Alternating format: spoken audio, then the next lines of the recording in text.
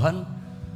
Baik, pagi ini saya akan berbagi dengan saudara, sharing satu pengajaran firman Allah yang pagi ini saya berikan judul Rencana Allah Selalu Yang Terbaik. Seperti pujian tadi yang ditulis oleh, yang dikarang, dinyanyikan oleh Om Yoyo Awandatu ya.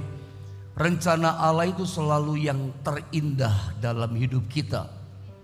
Kadang-kadang seperti pujian yang kita nyanyikan, kita itu nggak mengerti apa yang kita alami. Saat kita tidak tahu apa yang kita alami, nggak mengerti apa yang terjadi dalam hidup kita, rasanya menderita hidup ini. Kayaknya kita berkaca orang yang paling susah itu kita, lihat orang lain kok enak. Tapi ketika mata iman kita dicelikkan, Tuhan itu terbaik buat kita. Rencana Tuhan terindah buat kehidupan kita. Di situ kita melihat rencana Allah itu luar biasa buat kita. Nah, pagi ini kita akan sama-sama belajar tentang rencana Allah itu selalu terindah, terbaik dalam hidup ini. 1 Samuel pasal 21, kita akan sama-sama baca ayat 10 sampai dengan ayat 13, saudara ya. Mari kita bergantian membaca ayat-ayat firman Allah ini. Baca bagian saudara dengan keras. Saya baca ayat 10, Anda 11, nanti 13-nya sama-sama ya. Saudara yang di rumah dengan saya baca ayat ini sama-sama ayat 13. Saya baca ayat 10, 1 Samuel pasal 21 ayat 10, begini kata firman Allah. Kemudian bersiaplah Daud dan larilah ia pada hari itu juga dari Saul, dari Israel. Sampailah ia kepada Akhis, raja kota Gad itu. Terus kan yang 11 saudara baca. Pegawai-pegawai Akhis berkata kepada tuannya, bukankah ini Daud raja negeri itu? Bukankah tentang dia orang-orang menyanyi berbalas-balasan sambil menari-nari? Demikian Saul mengalahkan beribu-ribu musuh, tetapi Daud berlaksa-laksa. Ayat 12 saya baca ya. Daud memperhatikan perkataan itu dan dia menjadi takut sekali kepada Akhis, raja kota Gad itu. Sama-sama kita baca di ayat 13, 1, 2, dan 3. Sebab itu ia berlaku seperti orang yang sakit ingatan di depan mata mereka dan berbuat pura-pura gila di dekat mereka.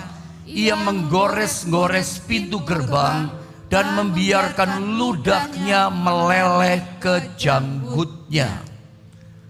Pada bagian pertama saya ingin sampaikan pada saudara bahwa harapan saya, tujuan saya melepaskan pengajaran firman Allah ini adalah supaya kita ini punya perspektif yang baru. Saya suka pakai istilah supaya harapan saya kita punya kacamata yang baru dalam memandang kehidupan ini, menilai kehidupan ini.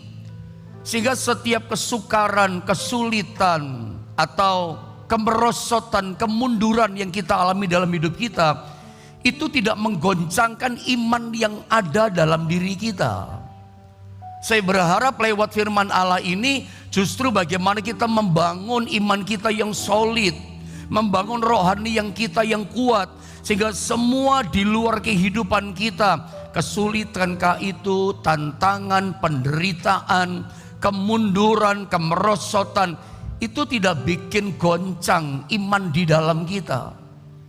Saya sebagai hamba Tuhan yang mengajar saudara, saya itu sangat meyakini bahwa saya sangat-sangat mempercayai gitu loh. Mau tantangan kah, mau kesulitan, mau penderitaan, mau hidup kita mengalami kemerosotan, kita mengalami bukan kemajuan, tapi justru yang kita alami realitanya adalah kita mengalami kemunduran.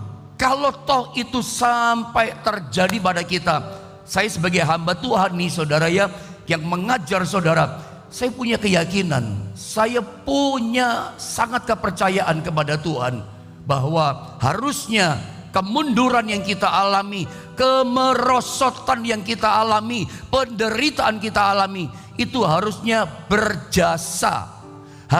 berjasa dalam kehidupan kita. Untuk apa? Itu justru bukan jadi batu sandungan buat kita, batu loncatan buat kita, Batu loncatan untuk apa? Semakin kita mengenal Tuhan.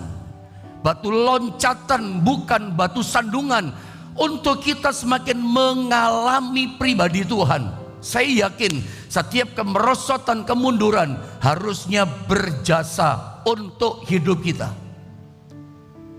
Semakin membuat kita mengalami pertolongan Tuhan, sehingga kita nggak bisa berkata gini, kata orang, katanya kesaksian Bapak itu. Kita tidak lagi berkata berdasarkan ceritanya orang, kesaksiannya orang. Kata orang Yesus itu dahsyat, bukan kata orang Yesus dahsyat. Bukan berdasarkan cerita orang Yesus itu penyembuh. Anda cuma dengar, Anda nggak pernah alami. Makanya saya berani katakan, harusnya setiap kesulitan kita itu berjasa buat hidup kita. Untuk apa? Untuk batu loncatan buat kita mengenal Tuhan, mengalami pribadinya dalam realita hidup kita. Sehingga pengenalan kita akan Tuhan, mengalami pribadi Tuhan dalam realita hidup kita, bukan dari kata orang, bukan dari cerita-cerita kesaksian orang. Oh, kita mengalaminya sendiri.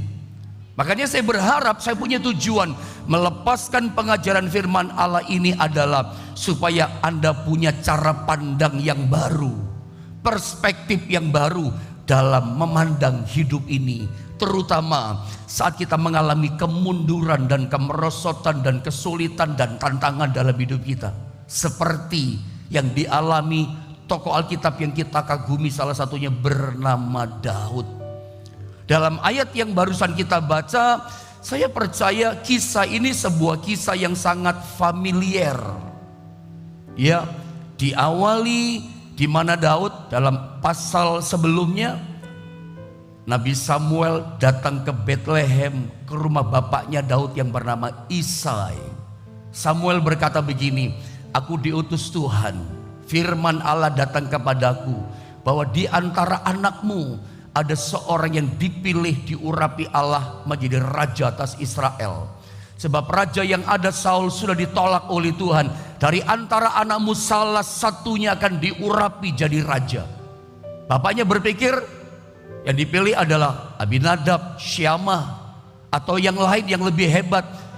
Daud itu seorang yang disepelekan oleh keluarganya, dipandang rendah, diremehkan. Makanya ditaruhnya di belakang, di padang penggembalaan, menggembalakan kambing domba, pekerjaan yang paling rendah di masa itu. Strata, kalau saya boleh pakai istilah, yang paling bawah, dikecilkan. Nggak mungkin seorang Daud. Tapi kita tahu, saya potong ceritanya, ternyata ujungnya semuanya ditolak. Datang Daud, disuruh datang, dia yang dipilih jadi raja. Saya singkatkan, begitu Daud dia mengerti bahwa dia yang dipilih, diurapi jadi raja, apa yang dialami hidupnya kemudian? Tiba-tiba dia seperti mengalami percepatan, naik hidupnya.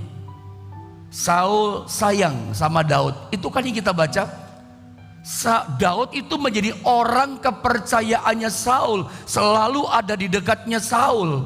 Maka Daud berpikir, wah, janji Tuhan jadi raja kelihatannya nggak lama lagi, sebentar lagi aku jadi raja. Sepertinya begitu, karena Saul sang raja semakin dekat, semakin mempercayakan semuanya kepada Daud. Itu yang terjadi, kelihatannya naik. Tapi nggak lama kemudian terjadi perang. Daud dia kemudian bisa kalahkan Goliat, dia dipuji-puji. Saul mulai tidak senang itu membekas di hatinya, dan Saul berkali-kali mau bunuh Daud, mulai mengalami kemunduran. Di seluruh wilayah Israel tidak ada lagi tempat yang aman bagi seorang Daud. Penduduk, warga, tidak ada satu orang pun mereka berani menyembunyikan Daud, karena ini pertaruhannya adalah nyawa. Semuanya takut. Akhirnya Daud merasa nggak aman. Walaupun kita tahu, Alkitab katakan Daud punya 2 kali kesempatan untuk bunuh Saul, tapi dia tidak lakukan bunuh Saul. Daud terus dikejar, dilempar tombak berkali-kali, tapi lolos. Daud capek, namanya manusia capek, jiwanya lelah. Akhirnya dia menyeberang ke Filistin, membelot ke Filistin, ke kota Gad. Ada tahu? Rajanya Akis kota Gad. di Gad itu ada seorang pahlawan dulunya yang pernah dibunuh oleh Daud. Ada ingat siapa namanya? Raksasa Gad itu namanya Goliat. Daud berpikir mereka sudah lupa peristiwa itu, sudah lama. Tapi ternyata begitu dia menghadap Raja Akis, pegawai kerajaan, prajurit kerajaannya Akis, kota Gad, Filistin, mengenali, bukankah orang ini namanya Daud? Di mana wanita-wanita orang Israel bersorak-sorak yang mengatakan bahwa Saul mengalahkan beribu-ribu musuh, tetapi Daud berlaksa-laksa berpuluh-puluh ribu. Apa yang terjadi? Di ayat yang ke-12, begitu Daud, lihat saya baca ya, Daud memperhatikan perkataan itu, semua pegawai Raja Akis, dan dia menjadi takut sekali kepada Akis raja kota Gad itu. Lihat ayat 13. Kalau boleh sama-sama kita membaca ayat 13 dong saudara. 2 dan 3. Sebab itu ia berlaku seperti orang yang sakit ingatan di depan mata mereka, dan berbuat pura-pura gila di dekat mereka. Ia menggores-gores pintu gerbang dan membiarkan ludahnya meleleh ke janggutnya. Saya beri nama kisah ini sebuah kisah yang ironis dan tragis yang dialami oleh seorang Daud yang diurapi jadi raja atas Israel. Bukan naik tapi turun, merosot drastis. Kalau saudara baca statement saya ini, saya tuliskan Daud mengalami kemunduran dalam hidupnya dan kemerosotan yang luar biasa dalam hidupnya. Dari seorang pahlawan yang disegani dan ditakuti, jadi orang yang pura-pura gila. Ini saya sebut tragis loh. Dia seperti orang yang lupa ingatan, gores-gores pintu gerbang, gores-gores tembok, seperti orang linglung berlagak seperti itu, padahal waras.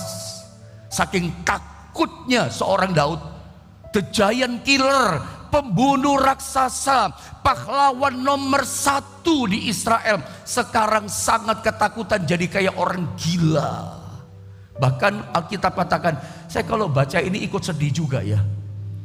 Rasanya aduh terharu, sampai betapa merosotnya, beratnya penderitaan tantangan dihadapi seorang Daud, sampai dia berbalik seperti itu.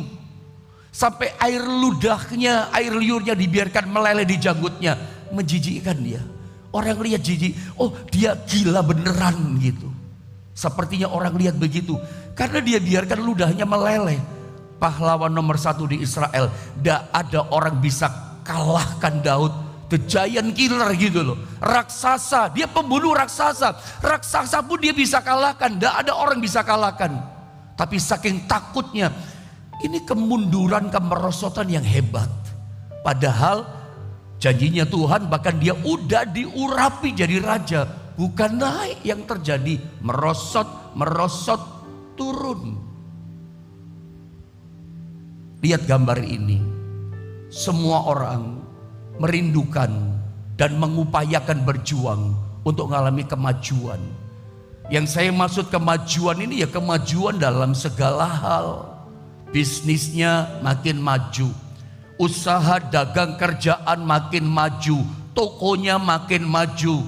Kalau dia dokter ya prakteknya, kliniknya makin maju. Kalau pendeta, pelayanannya gerejanya semakin maju. Terutama juga karakter rohani kita, tentu kita pengen juga semakin maju. Semuanya ngalami percepatan, semuanya ngalami kemajuan. Itu yang kita upayakan dan perjuangkan hidup di dunia ini. Itu yang kita doakan, itu yang kita minta, itu juga yang kita pergumulkan dengan Tuhan kan. Tetapi dan kita menghindari yang namanya terjadi kemunduran. Tidak ada orang mau mundur, ya. Tidak ada orang bisnis, usaha, pelayanan, gereja. Ya kita tahulah dampak pandemi 2 tahun yang lalu, banyak orang sejujurnya mengalami kemerosotan, kemunduran.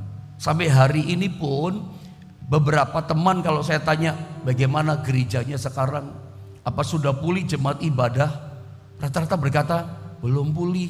Ada yang berkata banyak yang hilang jemaat, banyak yang belum kembali, ada yang gak datang, mengalami kemerosotan. Bagaimana dengan usaha pekerjaan saudara setelah dampak pandemi? Mungkin saudara berkata mengalami kemunduran. Nah, saya ingin sampaikan firman Allah ini sama saudara. Rencana Allah buat kita hari depan yang baik.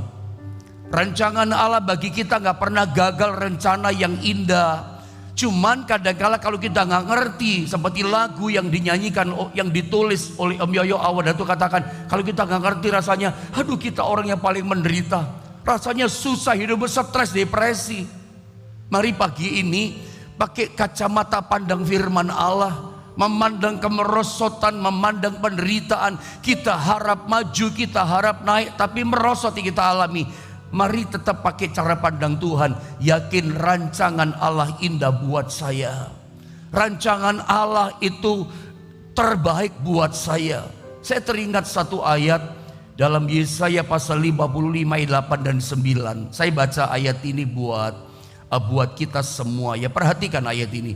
Sebab rancanganku bukanlah rancanganmu, dan jalanku, perhatikan kata-kata ini, bukanlah jalanmu, bukanlah jalanku. Demikianlah firman Tuhan. Jelas ya. Seperti tingginya langit dari bumi, demikianlah tingginya jalanku dari jalanmu, kata Tuhan, dan rancanganku dari rancanganmu. Dari ayat ini saja udah menjelaskan, memberitahu pada kita. Sejak dari awal Tuhan sudah kasih message, pesan yang penting buat kita. Bahwa Tuhan katakan pikirannya Tuhan beda sama pikiran kita.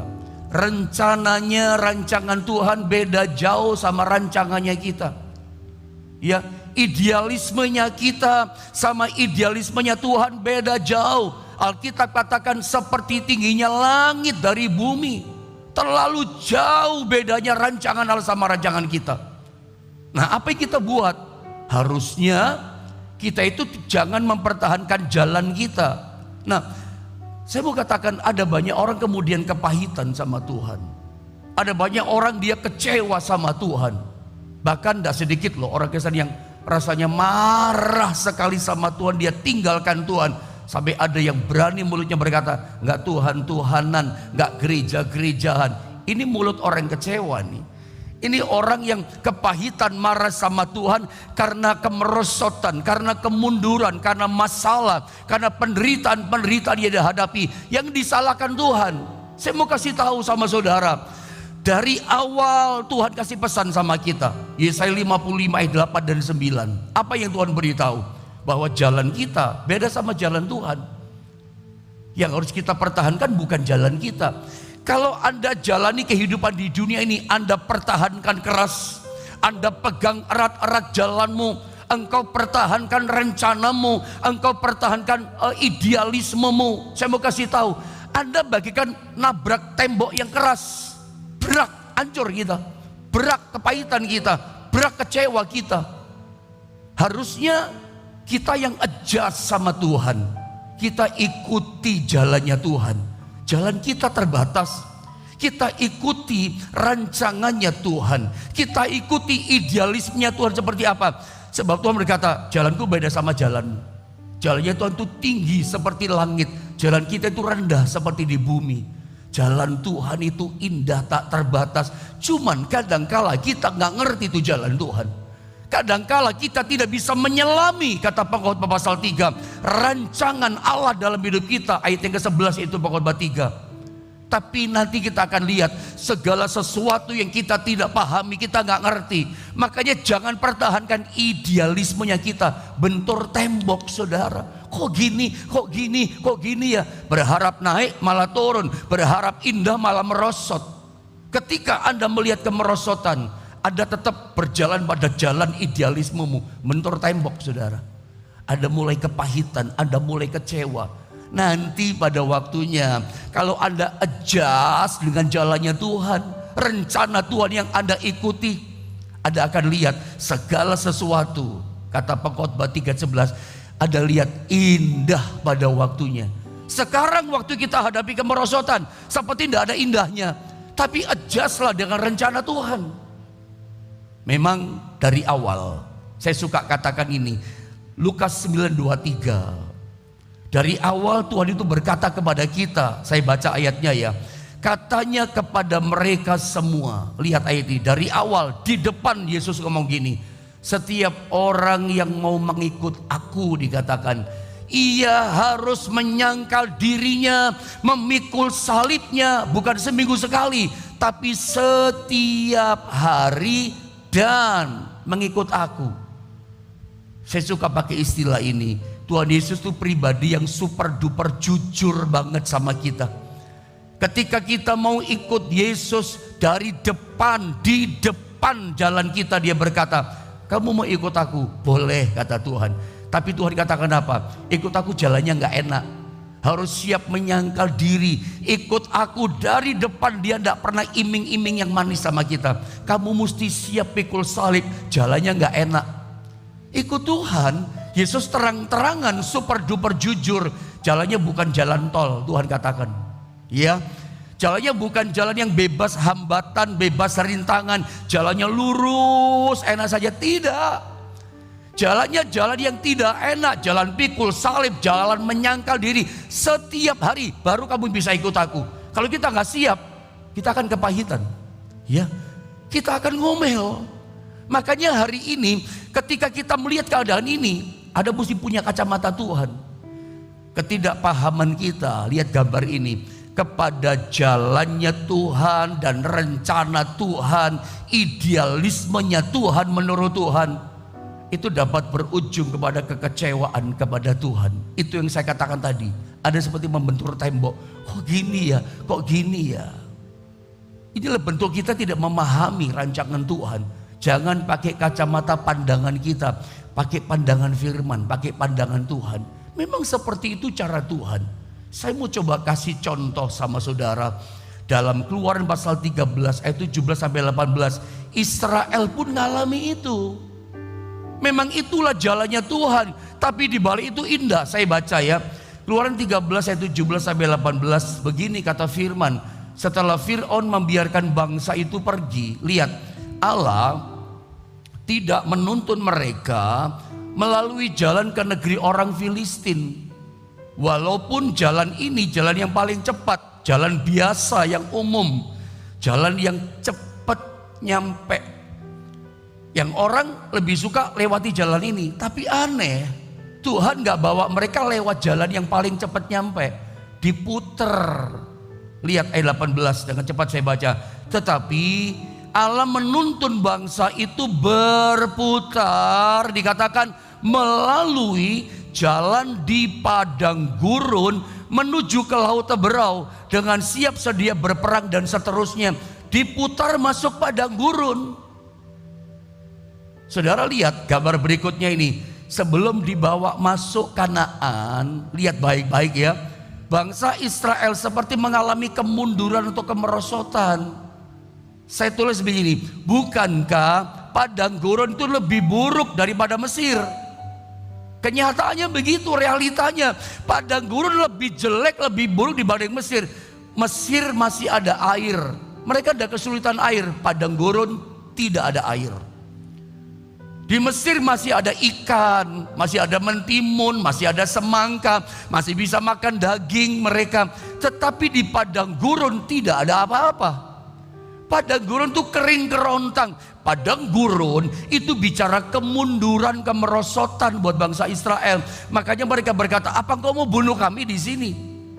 Karena memang nggak ada apa-apa. Mereka nggak bisa kerja.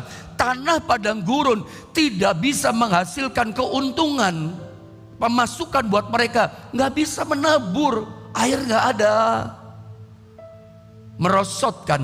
Tapi kenapa Tuhan sengaja bawa mereka di padang gurun? Tujuannya gini, supaya mereka itu mengenal pribadinya, bukan dari kata orang. Sebab di padang gurun yang kering itulah gunung batu keluar air. Di padang gurun kering itulah tidak ada makanan apa-apa. Langit sorga menurunkan makanan buat mereka.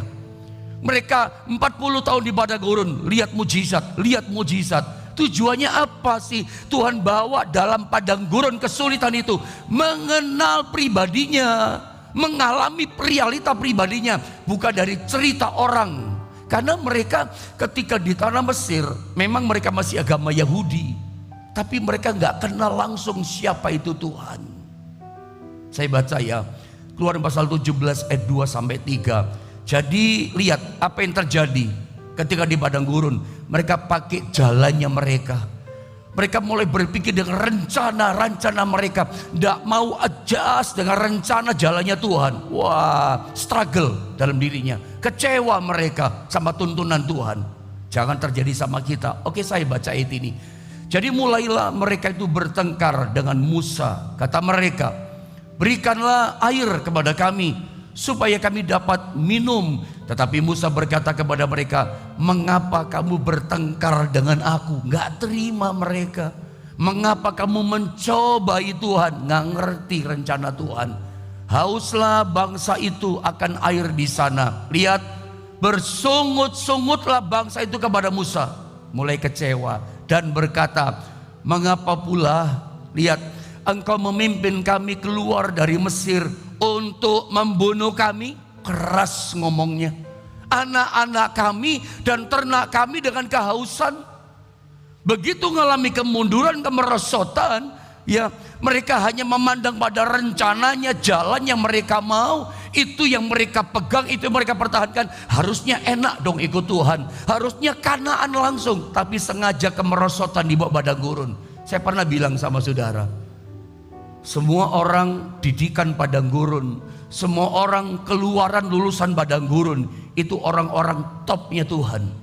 Itu semua orang yang lewat padang gurun, itu orang-orang luar biasanya Tuhan. Itu orang-orang elitnya Tuhan ada di padang gurun. Semua, Musa, Elia, Yohanes Pembaptis, makin keras padang gurunnya, makin berat padang gurunnya, makin elit orang itu, makin hebat orang itu. Yohanes Pembaptis, Yesus Kristus pun di padang gurun yang kering, dicobai iblis lagi di situ. Makin hebat, tokoh itu makin luar biasa. Jadi kalau hari ini Anda dibawa kepada peristiwa kemunduran, Anda berharap maju, Anda mengupayakan maju, tapi yang terjadi di bulan yang ketiga ini, yang terjadi adalah Anda mengalami kemunduran. Mungkin ada omsetnya agak turun merosot, itu padang gurun, jangan ngomel. Pakai cara pandang Tuhan menilai. Bukan jalan kita, idealnya kita pertahankan. Adjust pada jalan Tuhan. Aku tetap ikuti jalanmu. Aku tidak ngomel Tuhan. Apapun yang aku alami, aku berkata, Engkau baik. Engkau baik Tuhan. Engkau luar biasa Tuhan. Dan saya berdoa pagi ini, biar kita punya kacamata Tuhan itu, cara pandang Tuhan itu. Ya, nanti Anda lewat padang gurun, Anda semakin mengalami Tuhan. Harusnya pengalaman kemerosotan, kemunduran padang gurun, harusnya berjasa buat hidup Anda dan saya. Anda mengalami pribadi Tuhan, bukan dari cerita kata orang. Anda ngalami sendiri, iya Tuhan sumber berkat. Betul, Dia penyembuh. Engkau sakit, merosot kesehatan tubuh kita, itu pun padang gurun. Jangan ngomel. Kok ada saja sih masalah, kok gini terus sih? Tuhan izinkan kita berputar di padang gurun, berarti Tuhan punya rencana. Dan rencana Tuhan itu terbaik, terindah buat saudara. Dulu boleh gak ngerti, sekarang kau ngerti. Sekarang kau mesti paham bahwa semua lulusan padang gurun itu orang-orang topnya Tuhan. Saya tutup dengan kata-kata berikut ini, coba next kemudian. Pernahkah kita menyadari bahwa mengapa saat kita serius ikut Tuhan, lagi sungguh-sungguh, ini pengalaman kita semua, termasuk pengalaman saya yang berkata sama saudara. Saya ulang ya, pernah enggak kita menyadari bahwa mengapa saat kita serius ikut Tuhan, sungguh-sungguh sama Tuhan, taat sama perintah Tuhan, sepertinya hidup kita justru mengalami downgrade, bukan upgrade, downgrade. Kenapa ya? Kadang kita berpikir, kok ada-ada saja sih masalah, nggak selesai-selesai sih. Kemarin belum selesai kok ada ini lagi. Jujur, kadang-kala mindset kita berpikir seperti itu. Tujuan saya melepaskan pengajaran ini supaya Anda punya cara pandang yang baru, menilai, memandang kehidupan ini. Meskipun merasa downgrade, kok ada saja masalah, tetap Anda percaya pada Tuhan.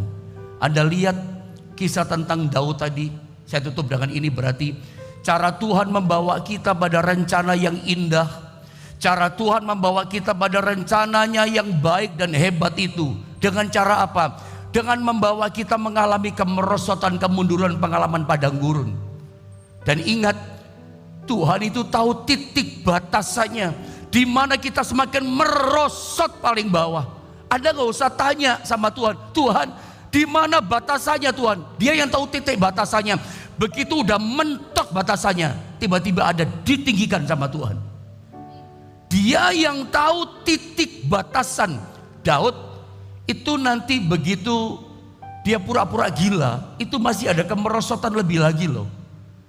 Dia di Gad, di Filistin, dikasih tempat yang namanya Siklak. Di Siklak itulah titik batas merosot, tek, itu ke Daud, downgrade.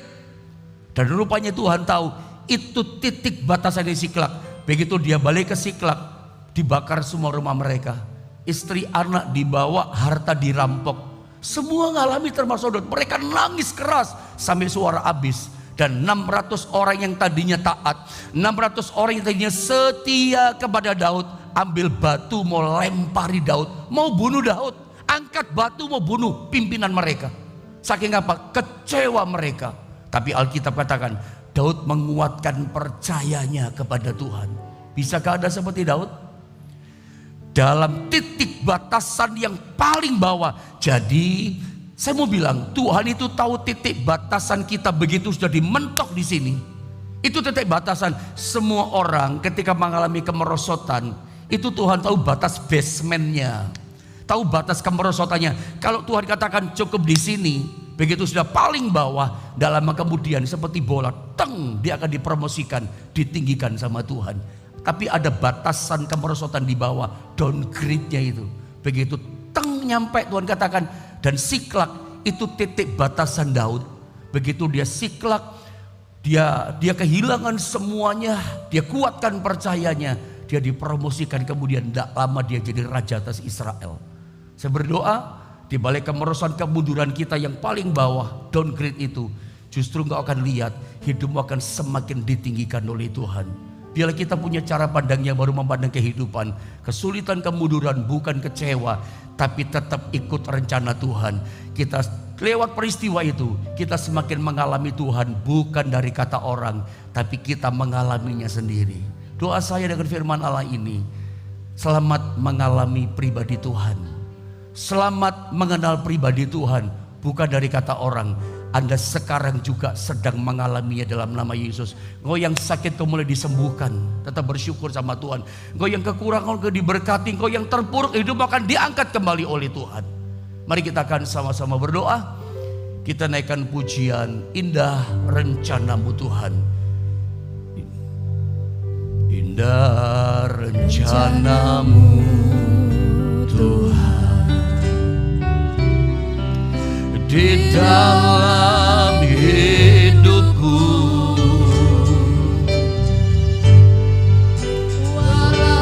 ku tak tahu dan ku tak mengerti semua jalanmu.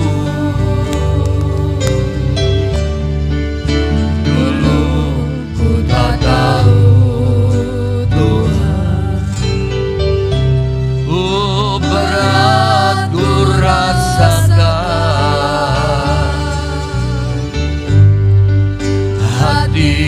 menderita dan ku berdaya menghadapi semua. Mari sama-sama kita katakan, tapi ku mengerti sekarang Kau tolong padaku.